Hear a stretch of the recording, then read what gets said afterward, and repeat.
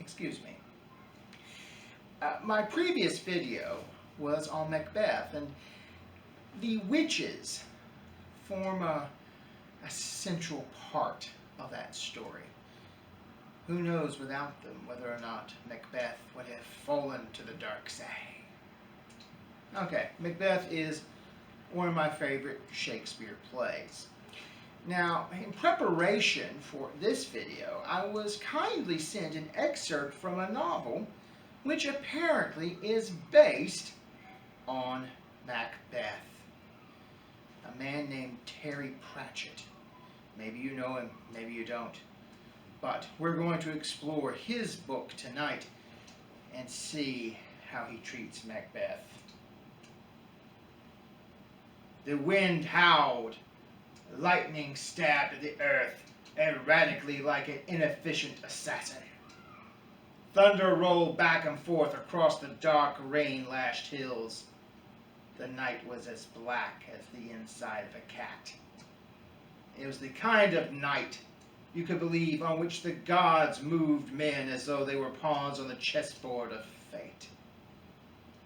In the middle of this elemental storm, a fire gleamed among the dripping furze bushes like the madness in a weasel's eye. Okay, interesting. Okay. It illuminated three hunched figures. As the cauldron bubbled, an eldritch voice shrieked, "Here it comes, here it comes. When shall we three meet again?" There was a pause. Finally, another voice said in far more ordinary tones, "Well, I can do next Tuesday." Okay, that's not quite.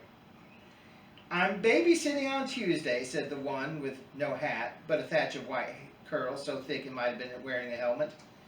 "For our Jason's youngest, I can manage Friday." Okay, obviously not Macbeth. But one thing Terry Pratchett is very good at is taking a cliche that's overused in fiction, turning it on its head, and coming up with something new. And that's just what he's done here. Because that boiling cauldron is water.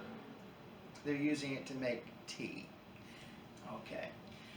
Now, this illustrates a point about witches and how they're treated in popular culture. Now, obviously, that's not Macbeth, but since that isn't, I think it's time for us to have a little visit with Shakespeare's three witches, his weird sisters, and then we're going to have our little talk.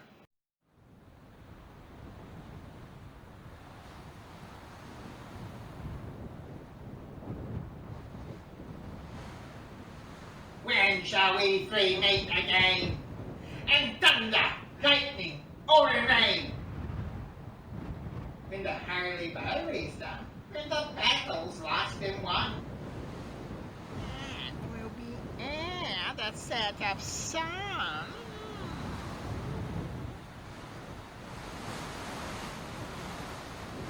Where the place? Upon the hay. There to meet with There is foul! Foul is there! Hung out to the fog and fill the air!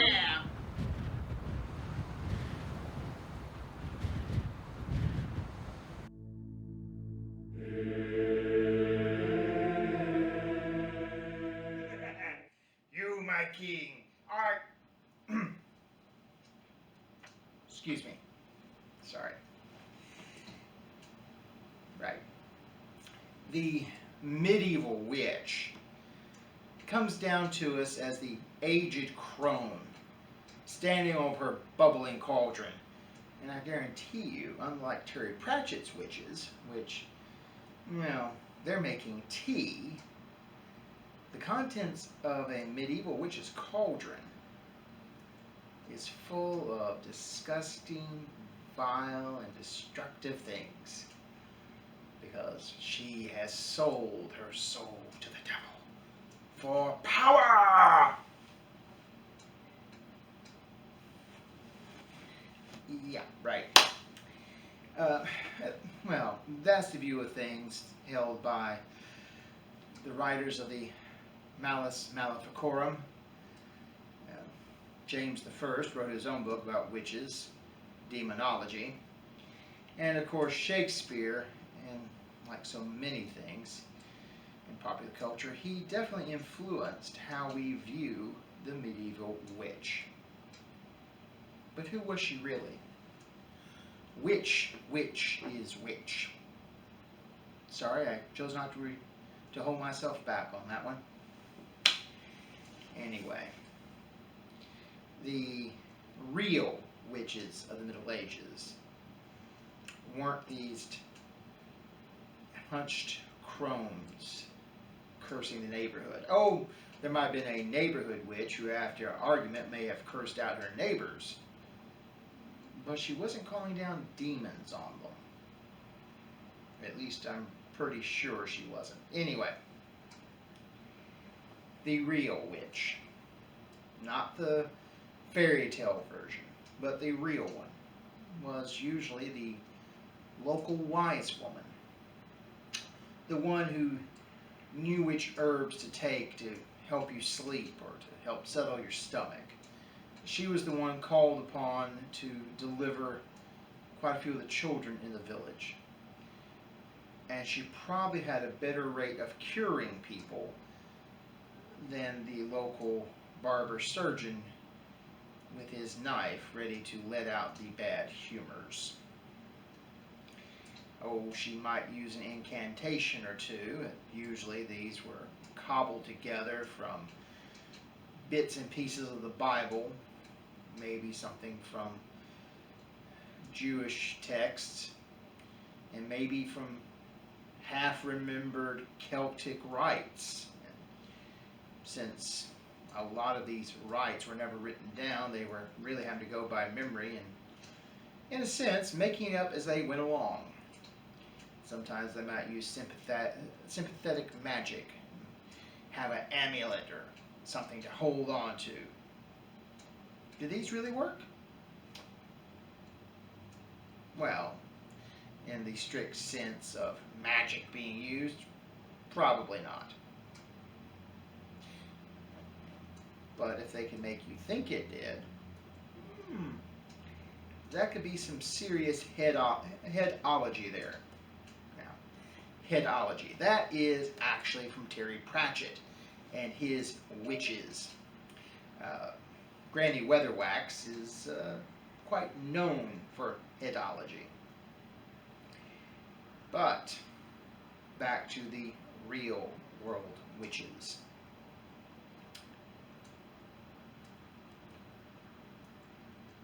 The view of them that we have probably started in the 1200s, 1300s, when priests and other clergymen looked at the incantations being used by these wise women and saw their rates of success.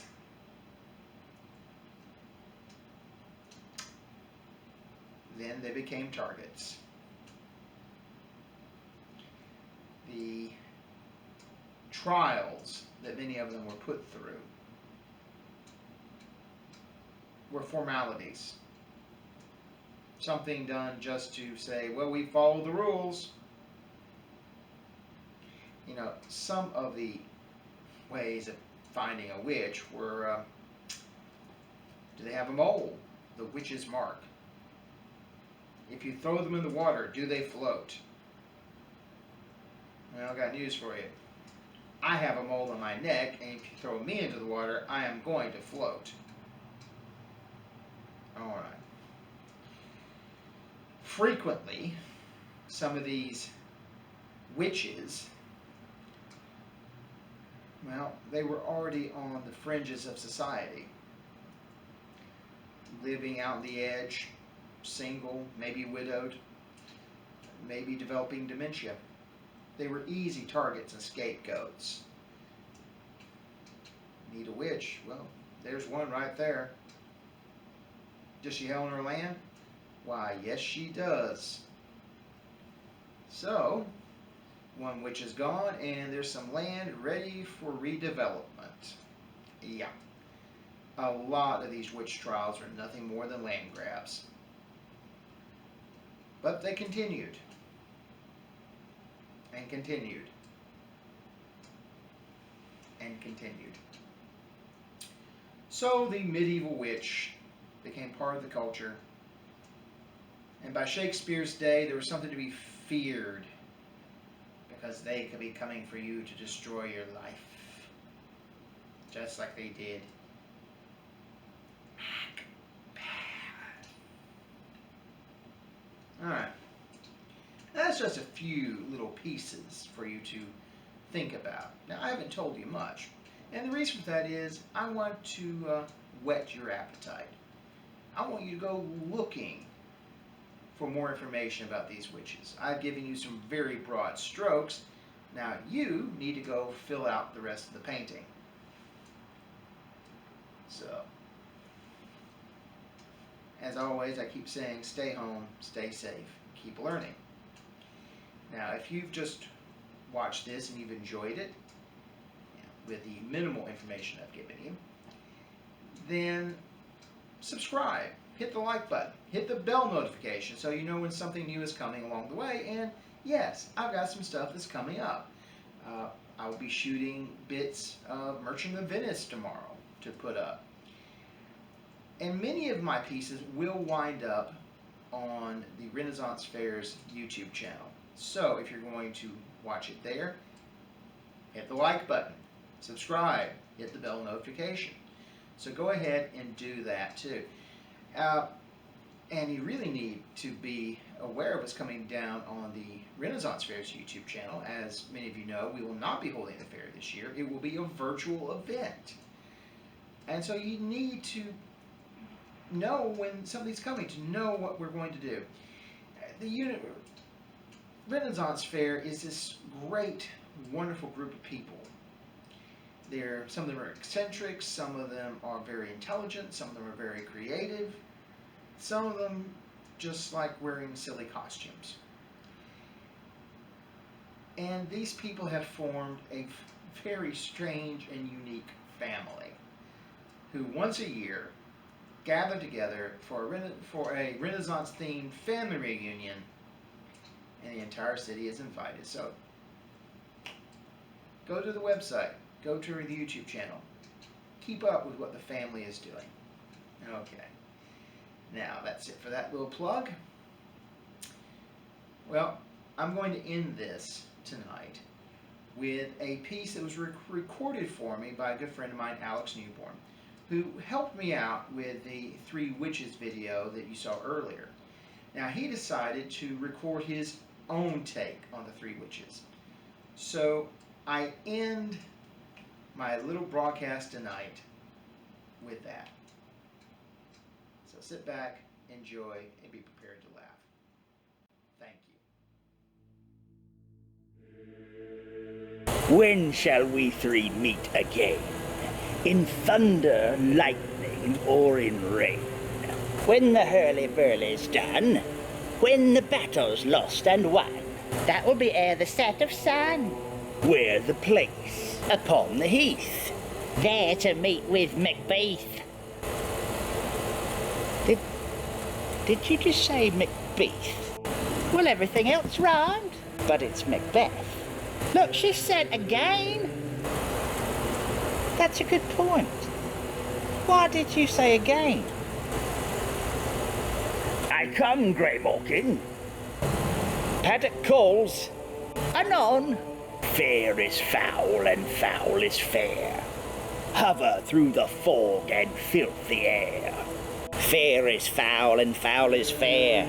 Hover through the fog and filthy air. Fair is foul, and foul is fair. Hover through the fog and filthy air.